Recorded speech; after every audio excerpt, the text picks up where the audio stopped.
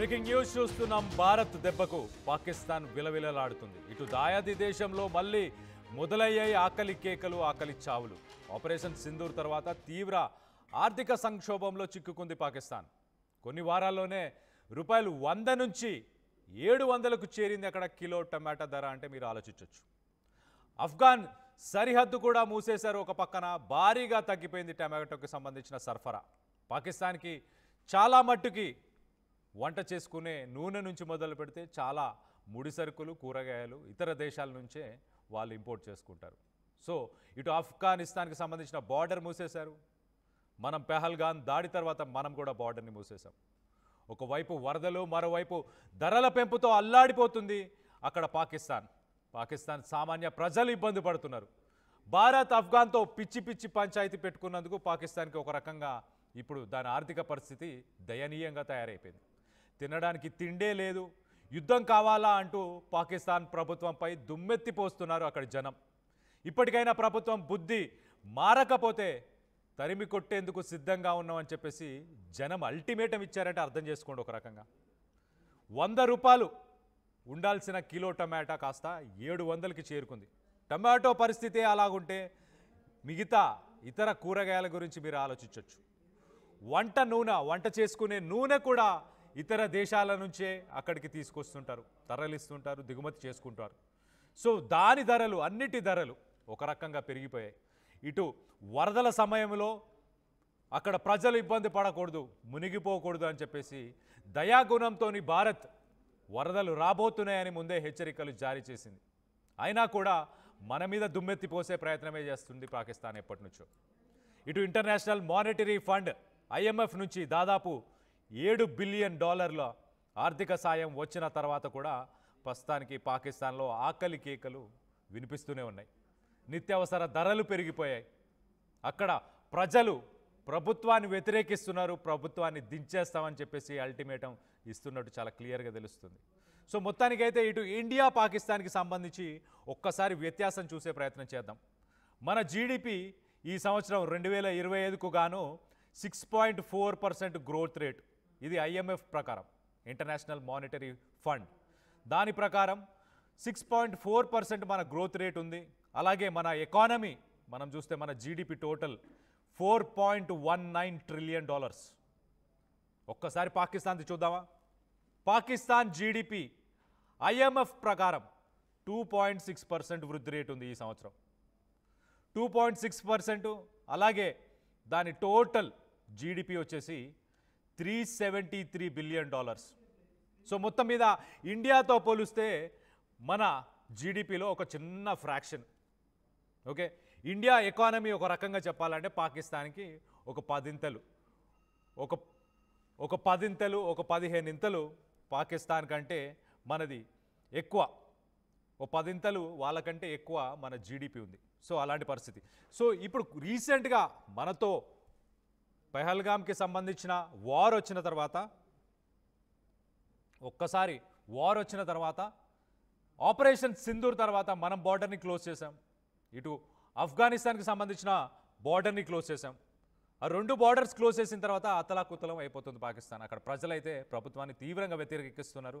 దీనికి సంబంధించి మనతో పాటు అనలిస్ట్, మార్కెట్ అనలిస్ట్, అలాగే పొలిటికల్ అనలిస్ట్ అని చెప్పుకోవచ్చు, కోటేశ్వరరావు గారు ఉన్నారు మనతో పాటు. ఆయనతో ఒక్కసారి మాట్లాడి తెలుసుకునే ప్రయత్నం చేద్దాం. పాకిస్తాన్ ఆర్థిక పరిస్థితులు ఎలా ఉన్నాయి, అక్కడ నిత్యావసరాలకు సంబంధించి, అలాగే వాళ్ళ ఎకానమీకి సంబంధించి ఎలాంటి స్పందన ఉంది ప్రజల్లో, వాళ్ళ ఆర్థిక పరిస్థితులు ఎలా ఉన్నాయి, ఈ సంవత్సరం మొత్తం పాకిస్తాన్ ఆర్థిక పరిస్థితి ఎలా ఉండబోతుంది అనేది కోటేశ్వరరావు గారిని అడిగి తెలుసుకునే ప్రయత్నం చేద్దాం. కోటేశ్వరరావు గారు, వెల్కమ్ టు RTV అండి. పాకిస్తాన్ ఆర్థిక పరిస్థితి ఎలా ఉంది? ఇప్పుడు 100 రూపాయలు ఉన్న టమాటో ధరలు 700కి చేరుకున్నాయనంటే మిగతా వాటి ధరలు ఎలా ఉండబోతున్నాయి? పాకిస్తాన్లో టమాటాలు కావచ్చు, లేదా ఇతర నిత్యావసర వస్తువులు, లేదా పెట్రోల్, డీజిల్ ఇలాంటివి కూడా మన రూపాయి విలువతో పోల్చుకున్నప్పుడు మనది కూడా పాకిస్తాన్ కరెన్సీ కూడా రూపాయిలే. మన రూపాయి పాకిస్తాన్ ఒక 31 పైసలు మన ఒక రూపాయికి, మనం ఒక రూపాయి 31 పైసలు అంటే 3 రూపాయలకి సమానం పాకిస్తాన్ రూపాయలు. అందుకని అంటే ద్రవ్యోల్బణం ఆ విధంగా పాకిస్తాన్ రూపాయి విలువని పతనం గావించింది. రెండోది అక్కడ అనేకమైనటువంటి అవినీతి అక్రమాలు కావచ్చు, లేదా కృత్రిమ కొరత, ఇలాంటి పరిస్థితులు సృష్టించడం అనేటువంటిది అది నిరంతరం జరుగుతూ ఉంది. వాటి మీద ఏ ప్రభుత్వం కూడా, రాష్ట్ర ప్రభుత్వాలు కానీ లేదా కేంద్ర ప్రభుత్వం కానీ ఎలాంటి నియంత్రణలు చూపించడం లేదనేది మనకి స్పష్టంగా తెలుసు. ఈ నేపథ్యంలో ధరల పెరుగుదల అనేటువంటిది తీవ్రమైనటువంటి సమస్యగా అక్కడ తలెత్తింది.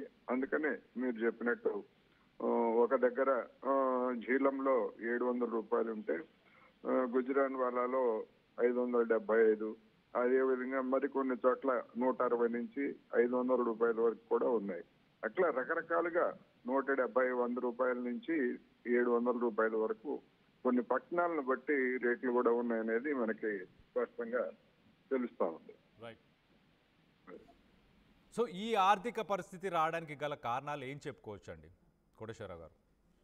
రావడానికి కారణాలు దశాబ్దాల తరబడి అక్కడ మిలిటరీ పాలన కొనసాగటం, మిలిటరీ అధికారులు లేదా వారితో కుమ్మక్కైనటువంటి పౌర అధికారులకి ప్రజల సంక్షేమం గురించి లేదా ప్రజల అభివృద్ధి గురించి, తద్వారా దేశ అభివృద్ధిని గురించి ఏమాత్రం బాధ్యతగా వాళ్ళు వ్యవహరించలేదు.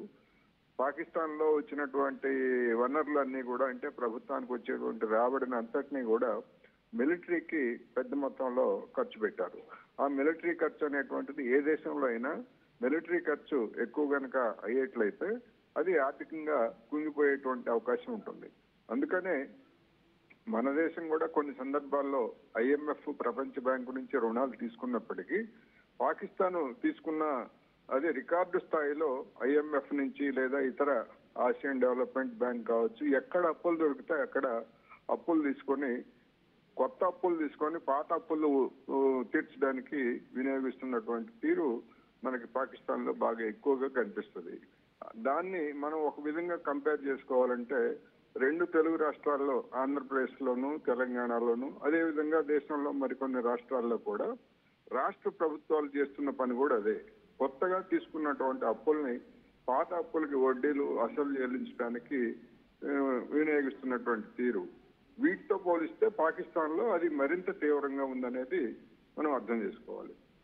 అంటే కోటేశ్వరరావు గారు, ఇప్పుడు IMF నుంచి $7 బిలియన్ అప్పు తీసుకున్నారు. తీసుకున్న తర్వాత కూడా ఇలాంటి పరిస్థితి అంటే ఇప్పుడు అక్కడ డిఫెన్స్ మీదనే ఎక్కువ ఖర్చు చేస్తున్నారా, లేకపోతే దాంట్లోంచి డబ్బుని తరలించుకున్నారా? ఇటు టెర్రరిస్ట్ యాక్టివిటీస్ని కూడా, వాళ్ళకి సంబంధించిన ఇన్స్టిట్యూషన్స్ని కూడా మనం చూడొచ్చు. ఇటు ఖైబర్ పఖ్తున్వా ఇలాంటి ఏరియాలో మళ్ళీ ఆ సంస్థలని మళ్ళీ నిర్మించే ప్రయత్నం కూడా చేస్తున్నట్టు మనం చూసాం. సైబర్ టెర్రరిస్టులకి శిక్షణ లేకపోతే వాళ్ళ కేంద్రాల నిర్వహణ అనేటువంటిది మిలిటరీలోనే ఒక అంతర్భాగంగా ఉంటుందనేది అందరికీ తెలిసినటువంటి సత్యం. అందువలన అందుకనే నేను చెప్పింది, ఇప్పుడు భారతదేశానికి వ్యతిరేకంగా లేకపోతే ఆఫ్ఘనిస్తాన్ లో ఉన్నటువంటి తాలిబాన్లని పాకిస్తాన్ లోనే శిక్షణ ఇప్పించడం, ఇట్లాంటి పనులన్నీ కూడా చేశారు. అయితే దానికి అమెరికా కూడా పెద్ద మొత్తంలో దాని సహాయం చేసింది.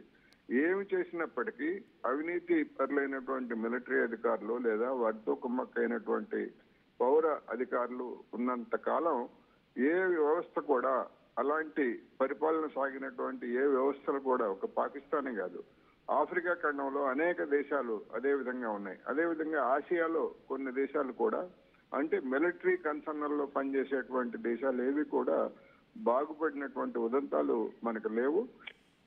మనకి బాగా ప్రత్యక్షంగా పక్కనే ఉన్నటువంటి దేశం కనుక పాకిస్తాన్ గురించి మనకి బాగా తెలుసు. ఆఫ్రికాలో అనేక దేశాలు అంతకంటే కూడా దారుణంగా ఉన్నాయి అనేది మనం అర్థం చేసుకోవాలి. అయితే కోటేశ్వరరావు గారు, ఇప్పుడు ఆఫ్ఘనిస్తాన్తోని ఏదైతే సీజ్ ఫైర్ అయినా కానీ దాంతో విభేదాలు ఉండడం, బోర్డర్ని క్లోజ్ చేయడం వల్ల ఇప్పుడు ఆఫ్ఘనిస్తాన్ నుంచి కూడా ఏమన్నా దిగుమతులు పాకిస్తాన్ చేస్తుంటుందా? పాకిస్తాన్ తన నిత్యావసరాలు, ఇటు కూరగాయలు కావచ్చు, లేకపోతే వంట చేసుకునే నూనె కావచ్చు, ఉప్పులు, పప్పులు, ఇలాంటివన్నీ ఇతర దేశాల నుంచి కూడా దిగుమతులు చేసుకుంటుందా? ఆ దిగుమతులపై ఇప్పుడు ఎఫెక్ట్ పడిందా? దిగుమతులు అంటే ఇప్పుడు ఆఫ్ఘనిస్తాన్ పరిస్థితి కూడా అంత మెరుగైనది ఏమీ కాదు. ఆఫ్ఘనిస్తాన్ లో కూడా తన అవసరాలకు తాను తీర్చుకోవడానికి తప్ప అది ఎగుమతి చేసే సత్తా దానికి లేదు. అందుకని పాకిస్తాన్ ఇతర దేశాల నుంచి తనకు అవసరమైనటువంటి ఆహార ధాన్యాలు కావచ్చు, లేకపోతే ఇరుగు పొరుగు దేశాల నుంచి కూరగాయలు కావచ్చు ఇటువంటి వాటన్నిటిని దిగుమతి చేసుకోవడానికి దానికి అవకాశం ఉంది. ఎందుకు అంటే ఆఫ్ఘనిస్తాన్తో వైరం ఉన్నది, భారత్తో వైరం ఉన్నది తప్ప అనేక దేశాలతోటి ఇరుగు పొరుగు అనేక దేశాలతోటి మధ్య ఆసియా దేశాలతోటి దానికి దౌత్యపరమైనటువంటి వ్యాపారమైనటువంటి సంబంధాలు ఉన్నాయి.